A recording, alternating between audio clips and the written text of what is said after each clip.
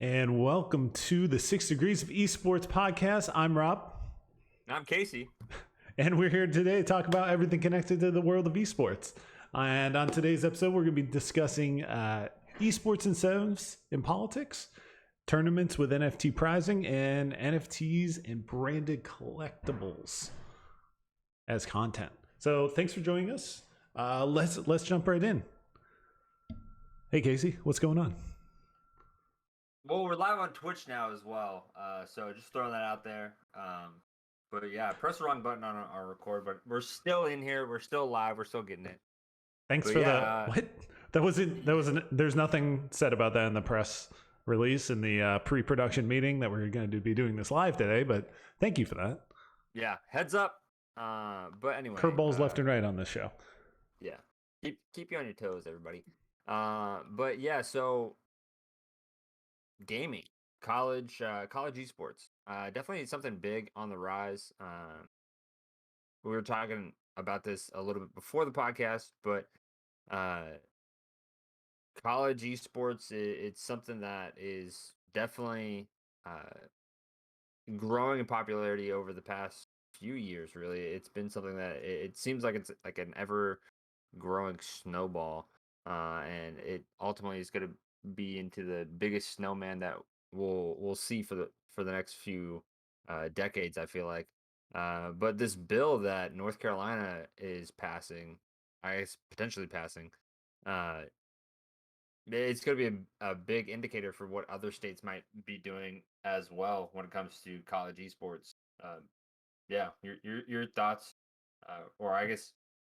Yeah. So this bill that's going to be putting them Thanks. that will be putting through North Carolina's House is called the Esports Incentive Program, and what it would essentially do is offer a 25% refundable tax credit for video game events that are both live and taped for broadcast that cost at least $250,000. So these aren't low level amateur competitions. These are intended to bring in larger developers, larger event companies. Think of your DreamHacks, your Intel Extreme Masters, your and here's an example. E3s. Actually, an example is the Six Invitational was done in Raleigh, North Carolina in 2019, and that was for one of the six majors. So Rainbow Six has 4 seasons every year, and one the ending being the Six Invitational, which they do usually in Montreal, and they've done them in Paris as well. Well, they did one of their six majors in Raleigh, so this would be one of those competitions that probably would be on that level of like a major production. So that was at the end of one of their seasons. That was 2 years ago now. So that would qualify for this, something like this. And additionally, in this bill, they'd be putting $5 million towards North Carolina State University's planning and construction of an esports training and education center, alongside $2.5 million for a mobile training and educational unit that would travel around the state. NC State, Wolfpack. Woo, woo. Woo. Anyway, So but yeah, to kind of dive into that real quick. Was there more before we jumped in? no, go ahead. Okay. Yeah. The 250, like, I feel like that that's really not that high, especially for a major esports company. For like a casual like band of people that are trying to get together that are trying to hold like a esports tournament, like $250,000, like that's a lot of freaking money. But for like a major organization, that's probably just renting the venue alone, not even like staff and whatnot. So like to be able to have a 25% tax credit, that's gonna be great. So like, I mean, living on the East Coast, being close to North Carolina, like that would be pretty cool to be able to go to that as a fan of whatever it might be. Whether maybe we get some League of Legends out here or Overwatch, maybe they'll have more teams or competitions in North Carolina. because you have Charlotte, huge city. Raleigh's not the biggest city in North Carolina, but I don't even think that's the biggest part of the bill. Like the $5 million going to NC State, like to me, since that's like ideally going towards esports training and educational center, like it shows me that the state is taking esports seriously, Right. and it's like really setting up success for like kids down the road, because like now you're going to be able to go to college to be an athlete or an esports athlete, and you're able to get an education at the same time. So I think that's actually really important. Well, yeah, I mean, it's big for NC State, right? Because how did no other school make it into this plan? Maybe, so the representative is Jason Sane. He's the guy putting this through the House there. I don't know if he went there. Probably should have done that research earlier, but you know, that's good for that. Great for that college. They're going to be getting. I mean, if this passes, they're going to get a great program, and they're going to be kind of that go-to school for esports when someone's interested in that state, even coming from out of state, but I mean mainly from people in state. When they're choosing a college, they'll be thinking of the place that has a $5 million, training and education center for sure. I mean, shoot, I am just imagining like the building that is going to go up, or like maybe you don't even need to have like their own specific building, but like the computers that are going to be built from that, like ideally they're going to be like top notch. If you could find a graphics card, you know what I mean. If you know, you know. It's going to be like top notch, at least for 2 years, because since it's a state school, they'll probably only update it every like 20 years anyway. Right. Well, hopefully they have someone planning the project that can put some money aside to upgrade the computers and not put all their 5 million into one place. But hopefully, in another fashion, I'm sure they'll go $2 million over budget and ask for some assistance or cut back on their mobile side of things and put more towards the other stuff. Yeah, but that's I mean, what. in all, go ahead. Oh, so I was gonna say that's what it takes, though. So this representative, Jason Sane, the reason he got so interested was his kid is a teenager, and he went up to, they went to the Fortnite World Cup to watch the Fortnite, World Cup up there in Queens in 2019, and he was just kind of like taken aback that, oh my God, this many people are watching this, kind of like anyone else that either watched it or they got dragged to it, whatever it was. And when they didn't understand it, once you see it, you kind of realize, and that's what it takes is just more people in powers of position that get acclimated to this type of thing, get exposed to esports, understand, wow, this is going to take over. This is not just a flash in the pan type of thing. This is actually something that is impactful and in so many different ways. And now that they're realizing, it can be economically impacting for my state, I could be bringing in, there's how many of these competitions that are just, not even put on by the developers. They're actually touring tournaments. Oh, sure. Yeah. Well, we'd love that kind of money to come to our state. That's a no-brainer. Like tourism, economic impact. It's great. I mean, it's people. It's not just like people coming in and going to these events and you getting money from the event.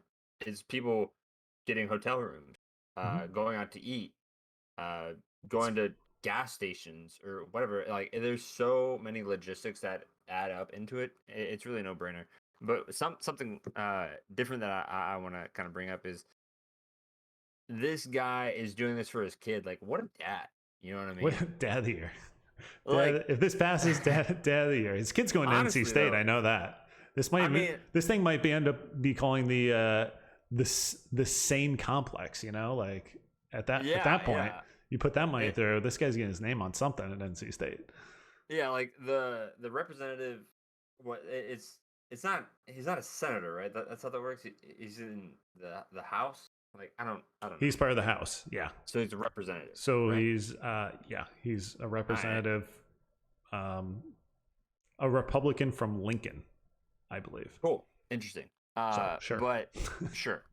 But yeah, he probably doesn't know really much about esports, and he really is probably really politically focused. I don't know, like he's probably super busy. So it's like for him to be able to like show his kid like, hey, I'm paying attention, I care about what you care about because you're my son, and basically make a bill for his son. I think it's kind of cool, honestly. I mean, he's doing the right thing. Either way, at the end Yeah, of the it's kinda day, cool. he's doing the right thing. Maybe not only for his son, but like he's doing it For his state for and his his state. community. He's doing the right. He's doing a smart thing. He's making a move, right?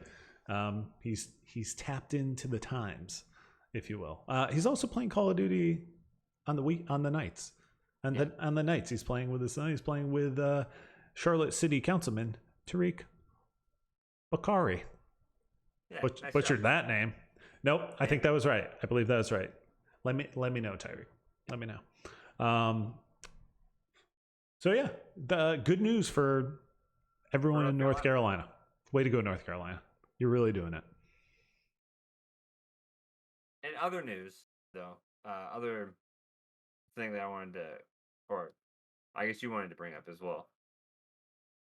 Me? No. Epic Prime partners with GameLoft for brands to launch exclusive in-game NFT tournament.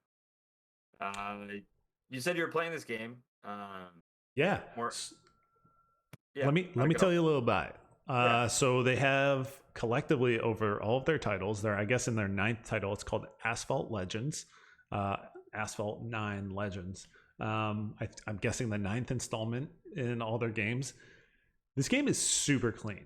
It's just a quick racing game. It's very arcadey. I mean, the races are quick. They're like a minute and a half. Lots of power boosts. There's jumps, and you can flip around. Like, I mean, it's arcadey, but like, I mean, the cars look like they're in Gran Turismo. Like they're clean, known cars. They're Mustangs and Bugattis, and I'm trying to think of the other names of cars, which I'm learning a lot about cars now, which is kind of funny. Nice. I'm not really a car guy. I'm not a big car person, but I am running a lot of the 370Z in the game just because I do love that car. Actually, that's one of the very few cars I love. So I've been running and boosting that thing up. My little rocket car. So I've been boosting that thing up.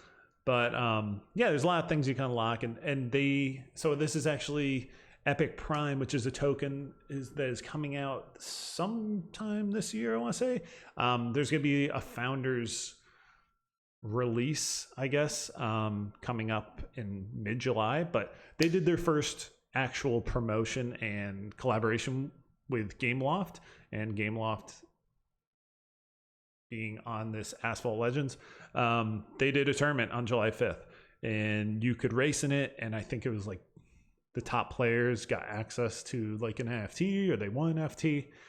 They also had a section of their website where you could buy NFT, graphics from the game, or it was more like artistic installations of the game. It wasn't like actual screenshots or something you bought. They were just like artist renderings, which was pretty cool. So I guess that was their first sort of like dipping their toe into, here's an NFT on our marketplace. Here's what kind of stuff we're gonna have to offer. And then here's also like, these things are not only rare, like you have to win them to acquire them or race in the race. And I think you might have got something if you just raced in the race. But obviously the more rare, the harder to get, and ultimately potentially the more valuable. So over 1 billion downloads across all the titles. A lot of people play it. I mean, I know not a lot of people haven't played it, but I mean, I'm kind of addicted as a side game just to kind of mess around. It's fun. So do you think there's like some aspects of that game that's pay to win? Like, do you think like, oh yeah, like, or, okay. Sure. I don't know how I feel about that then.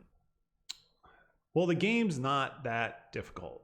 Like, Okay. it can be a grinding game that you don't have to pay to win. But you pay. I think you technically could or something. So when they have like a tournament, I think they have a multiplayer section where you can just use the car you want and Sure. race. But they also have these events where they give you a car to use. So it's not even like you could build up the car. It's already like maxed out, or it's already a, whatever, BMW something series, M series. Sure. And you just use that as your baseline car, and everyone's racing against each other kind of in the same car. So you're kind of on the same playing field. So there are aspects of the game where you can put in money and boost your car up quicker. But yeah, at the end of the day, I mean, it's its own thing. The reason I ask is, like, if people are paying to win, then you're almost paying to get that advantage to get that NFT at the end of the race. So it's like you're almost having to like upgrade your car to even have a chance of getting that NFT. So that one was actually just so let's take a step back. That one was actually a car they gave you. That one wasn't a car you use. So they gave you the car, and that one was actually just a time trial. So you had to get the fastest time on the track to win it. So everyone had the same car. It was a standard run. There was no way to pay to win that particular race. Got it. So, I mean, good on them for doing it that way for that one. Pretty cool though. Kind of a cool concept. Probably one of those proof of concept type of things where we're gonna, try it out. It's gonna be a couple days. See who has the fastest time. Look at the NFT. So, yeah, pretty cool. Nice. Cool experience. Yeah, I mean, I think so. Like, since there's another game that's like that, I don't know if it's the same title, but I watched this certain racetrack where these guys are trying to do like a triple jump boost and like cut like something off the world record, and it's like these time trial races, like people get crazy about them because like it draws a different kind of crowd into it. So even though like maybe the NFT gets issued out by the end of the month or whatever it is, but people are still going to try to like break the world record over and over and over again. I would hope they would keep it out. Yeah. I think they're probably going to take it off. I don't think it's going to be able to be raced after they take it off. Like if it's on for a week, I don't know if you're going to be able to race that race again or even get a time on it. That's why I'm saying it's like I think they're actually going to take it away. So, but it'd be great if they would keep a version of it out there. I don't feel like they would take it away because like if you think about it, like you have your developers putting all this time into that track, designing it, building it, yada yada yada. Maybe they take it away for a period of time, and then when they want to do another NFT giveaway, they bring it back. Like 6 months later, they could something like that. Yeah, they reuse a lot of their assets, tracks, like themes. Like there's one where you're racing through Tokyo, and I know it's laid out different, but they use a lot of the same stuff, I guess. A lot, so you can tell it's all been used a lot. And you're going by it so fast, you're not like, oh, I saw that building before, but it's laid out a different way. That old lady sitting on the bench, I've seen her 3 times now. Good, her 3 times already. Yeah, no people to hit in this game. Get out of here, Grandma. Yeah, even the drivers aren't distinguishable. They are just, you can't. There's people with helmets on. I don't even know if they have heads. They probably don't. It's just floating helmet. Yeah, you're just a helmet man. Dark helmet. All right, so another thing coming up here, which I think is definitely interesting. Another off-topic conversation that, pre-podcast conversation that we started to get into, but I wanted to pause before we dove too deep. DiamondCon, a Call of Duty player and part of the Subliners esports team, is making his own NFTs into existence, basically. He already has a pretty good following on Twitch, Twitter, and he's known to make some pretty good plays, 200 IQ plays, as people call them. I mean, it's pretty low. Let's not be low. Yeah, I mean, I know. I mean, I like 1,000 IQs. Yeah, this guy's toast. He has those 20,000 IQ plays in Among Us. Man's nut. Anyway, but yeah, he's coming out with his own NFTs. Okay. The thing that you brought up though, that we're talking about off, is that a lot of these clips that he's pulling, I didn't notice that at first, are pulled from gameplay. What I want to get into first though is, what do you think about NFTs and esports players? I think it's a great idea. I think everyone should do it. And it shouldn't be limited to esports players. Eventually, content creators will be on as well. It's just got to be one of those moments, though. It's got to be one of those iconic, it doesn't even have to be iconic moments, but it's got to be one of those things that, maybe put you on the map a little bit. Sure. Might be something that kind of boosted your numbers or, brought you a little bit bigger of a following, something people know you for. That you like as well, particularly. But so like a Cypher PK with the Trap Tower back in the day with Fortnite. Like, sure. I'm not gonna say that put him on the map, but like, it definitely, you saw him like skyrocket after that, and it's just like an iconic thing for him personally, at least too. Yeah, if it's a plateau kind of moment where you kind of put yourself up there and people notice you, yeah, that's like one of your kind of well known for things. Well, that you're known for that, so you could obviously monetize it and sell that moment. I think it's great. I think it's genius. It's genius now, but I think at some point in the near future, it'll be the just another tool in everyone's content creator bucket. They'll toolbox. They'll be able to pull that out, and just every time they have a great play or a series of plays, they could do a 1 of 1. They could do a 5 of 5. Like, I mean, depending on how good it is. I mean, let's do a release. I got a ton of fans, and not everyone's gonna be able to get one. So I'll do a 100 editions of this, or I'll do probably more like I'll do a 5 edition of this. I'll do a 1 edition of this. I think it's great. I think it's a good idea. I think leagues are gonna do it before probably before players. I think organizations, like we talked about before, are already doing it. But really, I guess it comes down to who has, and this is something I want to have your thoughts on too, who owns the rights to these things? Because as we just discussed, if he's going to use a clip from the Call of Duty League, does he actually own that? Because it's on CDL's broadcast. So does CDL own it? Does his team own it because he's part of a franchise team that already pays him salary? So they usually own the rights to their brand deals and everything else. So where he's getting this content from, if it's from the league, it could be murky waters for him. Since he's announced that he's already talked to his team about it, so there's got to be some sort of agreement already. They probably already spoke to the league if there was any legal implications. But I'm definitely interested to see. I'll definitely be tracking this story because I want to know what the outcome is for Call of Duty League, I guess, as a first step, and then we'll go from there. Yeah.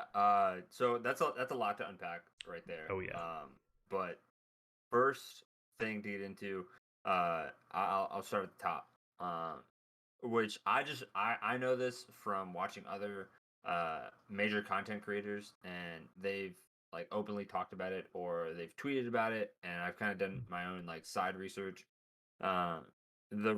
Whoever, if you record it, say he made his own stream of it himself, he technically owns like his own rights to his own stream, even though it might be him playing in a Call of Duty tournament. If he's streaming it himself and he's taking his own clip, like, he's owning that right. But if he's taking the clip, now he didn't record it himself and he's taking the clip from the Call of Duty League, I would anticipate that they would have their legal side altogether, and you would have to have permission to use their property basically at that point. But moving on from that, though, that second question that you had about it's basically a question about image rights.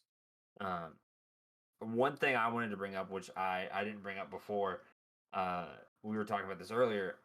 There's a player who plays for the soccer team Juventus in Italy, who he does not own his own image rights. Most athletes they own their own image rights. They're able to wear their own whatever clothing they want, take whatever pictures they want. Like Cristiano Ronaldo, he'll post a picture on Instagram. He gets paid whatever. This guy, he can only post a picture on Instagram after he has permission from the people that own his image rights. So like they own his face basically. Right. Like they own his name, his face. It's crazy. He has like this signature like thing that he puts over his mouth when he scores a goal. Kind of weird. I don't know why he does it. But I would not anticipate that the team that he works for or that he plays for, the Subliners esports team, I wouldn't anticipate Diamond Con's image rights are owned by them. If it is, he signed a bad deal. He signed a bad contract because there's been plenty of times that soccer player has been trying to leave that team and go to another one, but the deal falls completely apart because of the haggling over the image rights that he has to go through, and it is a headache for the his new team. So he ends up just staying with Juventus and plays it out there. Really, still a really good player. But yeah, if Diamond Con's image rights are owned by somebody else, get fucked, dude. Like, yeah.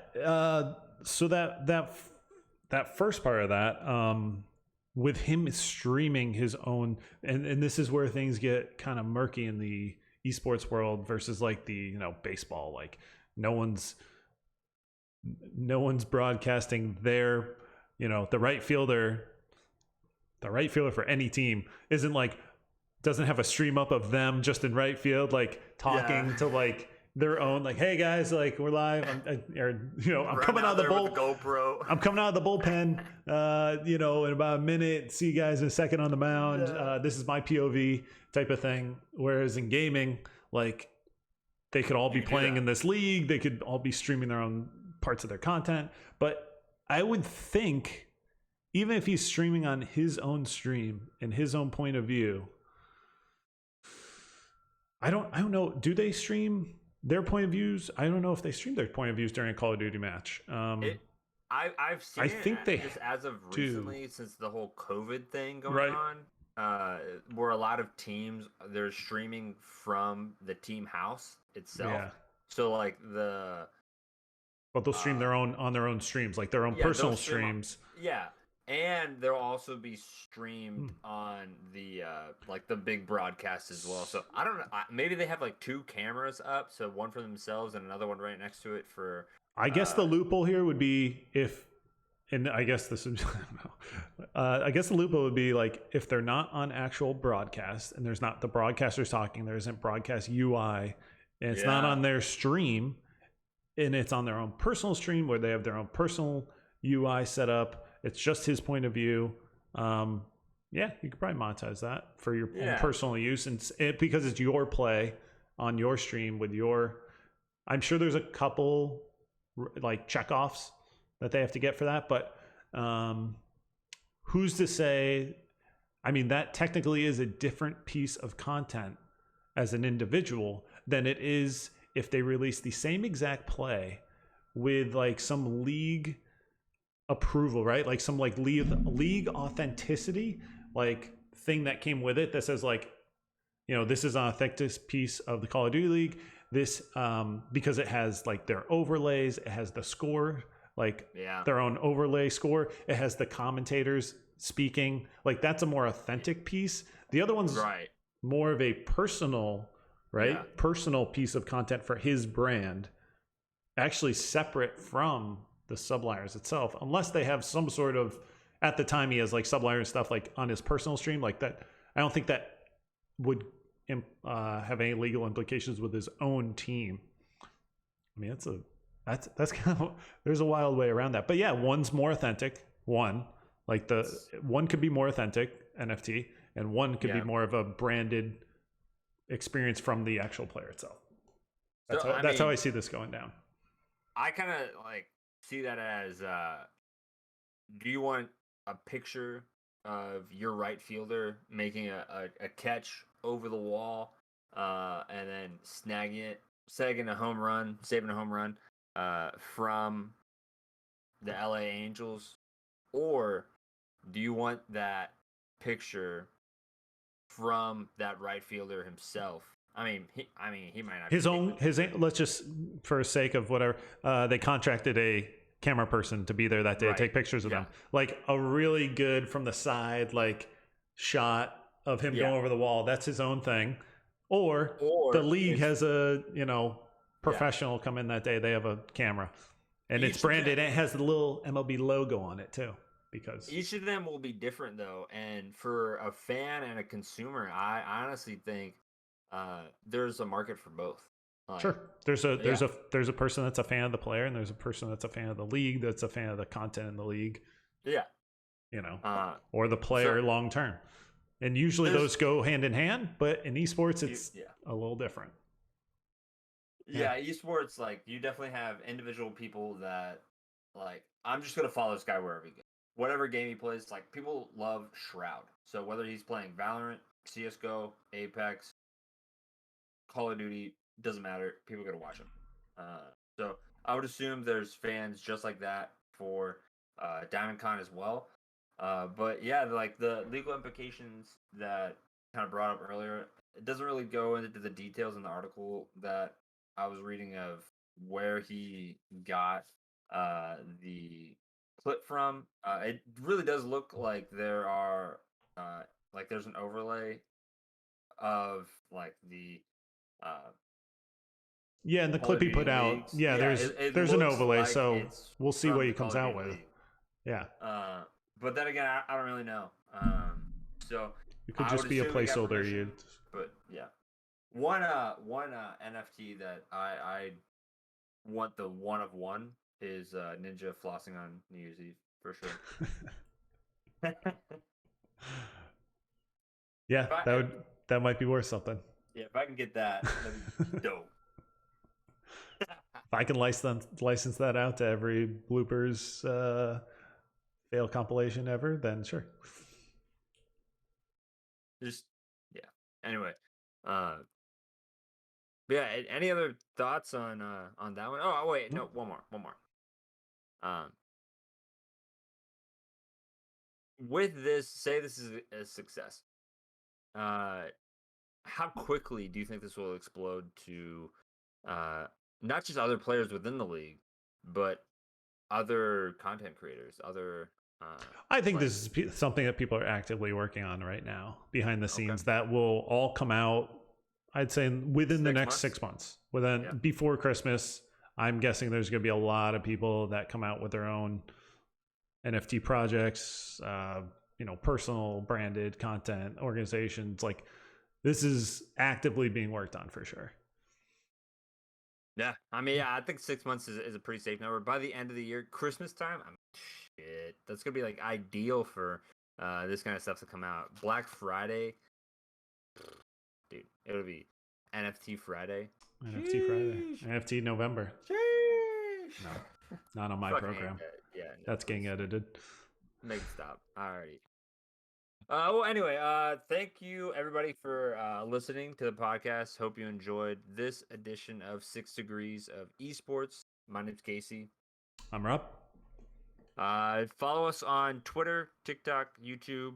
Listen to us wherever you listen to your podcast. We're out. Peace. We're out.